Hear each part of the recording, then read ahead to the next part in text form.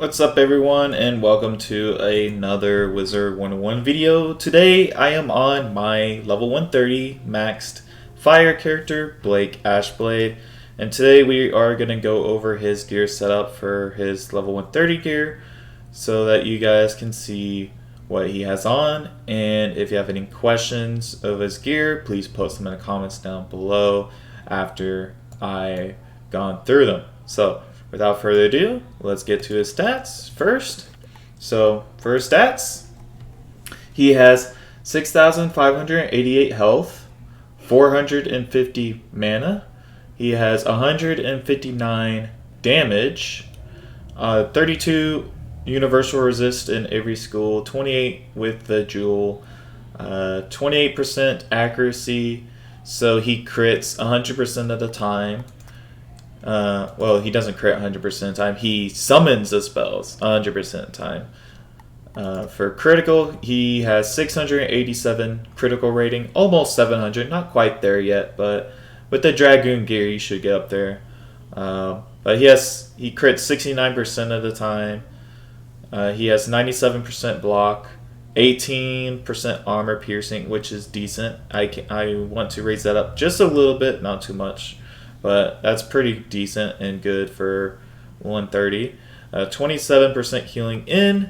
He has 471 pip conversion, 96% power pips, just like some of the other guys. I wish it was 100, but it's fine at 96. Still pretty much do every single round. So, and 9% shadow. So let me just go back through his stats so you guys can see it one more time. All right, there you go. There's those juicy stats once again. Where's this? Okay, there's the critical stats. I was about to say. I didn't show those again. Alright. Going to his hat for what he's wearing. I use the Fiery Paradox Conical for the hat. You can also use the Dragoon hat, the crafted gear. I plan on getting it for this guy, for the Dragoon hat, for extra critical. It's very good for your fire wizard since he hits a lot. I also have the Malicer hat for some extra resistance. If I ever need to go that route, I can. I use the Rose of Malicer ear still use the Mally robe. I don't have the Bone Smasher robe yet. You can use the Bone Smasher robe. It's a little bit better than a Malicer robe. Or you can go and get the Tennyson robe for level 125 and use that level 125 fire robe. I cannot talk, but I'm going to power through this video anyways. I have a level 130 fiery paradox boots, which gives me lots of damage, lots of crit, some resist. I do plan on getting the crafted level 130 Dragoon boots for extra resistance, more critical, and more health. It's a must for your fire wizard. If you want to get the best stats, go for the Dragoon boots for level 130 and craft them in the catacombs. They are the best boots you can have for level 130, but these are a step below that, which is the paradox boots. For wands, I have the Capudon's grappling hook, just like my myth. Same stats as him. 4% armor pierce, 115 critical, 22% fire damage. I don't really count the pip conversion, but there's also pip conversion on there. And for Aetham, I use the Edge of the Raging Daystar, the level 100 amulet from the first boss in the graveyard. I've also have the Blade Edge of the Shadow Web from Morganth, just in case I want to use it. So yeah, I have that as well. It just doesn't have any sockets, but if I want to use it for extra damage and want to do a setup with it, I can. I've also used a Morganth's Dark Charm for the amulet, the Morganth amulet. You can also use Shane Von Chain's amulet for more pierce. His amulet's pretty good as well from the second dungeon in Darkmoor. Just farm that for the amulet as well to get it. Just very good to have the Morganth amulet for the extra blades, and the stats are really good still, so I'm still using that. I also have the Arcanum, Exile, Burning Charm for more resistance. If I ever go that route, I can use that. For ring, I'm using Mithraya's Blazing Loop, which gives 11% more damage, 87 more critical. For the ring, I do plan on getting the Dragoon's ring for fire, which gives a lot more critical. So plan on getting that. It'll be pretty amazing to have for a fire wizard. My critical will shoot up once I get all the new Dragoon gear for this character, which I'm quite excited for once I get it. I do have some other rings here, like Seal of the Shadow Palace. That's also a decent ring to have. Some also, I do have a spare level 90 ring, Alpha Omega ring somewhere. For pet, I am wearing Callie, which is a Mega Raging Bull. Gives Fireblade, Smokescreen, and Choke.